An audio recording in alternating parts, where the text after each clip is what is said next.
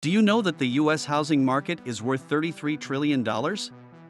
This huge market is one of the main reasons why there are a lot of real estate agents in the United States. In fact, there are more than 2 million real estate agents in the US. But are they all good? The answer is no. Just because someone has a real estate license, it doesn't mean they're good at their job. In fact, only 10% of real estate agents in the US are in the top-rated category. Whether you're selling or buying a home, working with a real estate agent you can trust is essential. After all, this person will be responsible for helping you navigate one of the biggest financial transactions of your life. So, how do you choose a real estate agent who's right for you? You can't afford to make a mistake here, so it's important to do your homework. If you're unsure what to look for, we are here to help.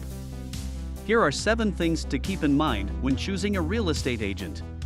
The first thing that you should look for when choosing a real estate agent is experience. You want to work with someone who knows the ins and outs of the business and can help you avoid any pitfalls. An experienced agent will also have a network of contacts that can be helpful in the home buying or selling process. But how can you tell if your real estate agent has been around long enough to be considered experienced? One way is to ask them how many transactions they've completed. Another is to ask for references from past clients. Either way, you should be able to get a good sense of their level of experience. Once you have ascertained the experience of your realtor, the second thing you should look for when choosing a real estate agent is their track record. In other words, are they good at what they do? This is where recommendations from past clients can be helpful. But you can also do your own research by looking at the properties they have listed on their website or on MLS. While it is true that everyone has to start somewhere, you generally want to work with an agent who has a good track record of successful transactions. Do you know that about 50% of buyers find their new home on the internet? This means that it is essential for your real estate agent to have a solid online presence. After all, this is where most of buyers are looking for homes these days. But how to prepare yourself for a home search in the internet age? This brings us to the third thing that you have to do before hiring a real estate agent, which is to know what to do before going for a purchase or sale. This point is more about you rather than the agent, but it is an important step as you'll need this information once you go to any real estate agent. You should take the time to learn about the process so that you know what to expect and can make informed decisions. If you are buying a house, you must first set your budget. You should then start saving for the down payment and get pre-approved for a mortgage, so you know how much money you have to work with. Once you have these numbers in mind, you can start looking for homes in your price range. If you are selling a house, the first step is to figure out how much your home is worth. You can do this by getting a comparative market analysis from your real estate agent. Once you have an idea of your home's value, you should then check your home equity. This will give you an idea of how much money you have to work with when it comes to making repairs or upgrades before putting your home on the market. The fourth thing you should consider when choosing a real estate agent is how they communicate with you. Do they promptly return your calls and emails? Do they keep you in the loop on every step of the process? Good communication is key in any business relationship, but it's especially important when dealing with something as important as buying or selling a home. You don't want to get stuck working with an agent who is unresponsive or difficult to get in touch with.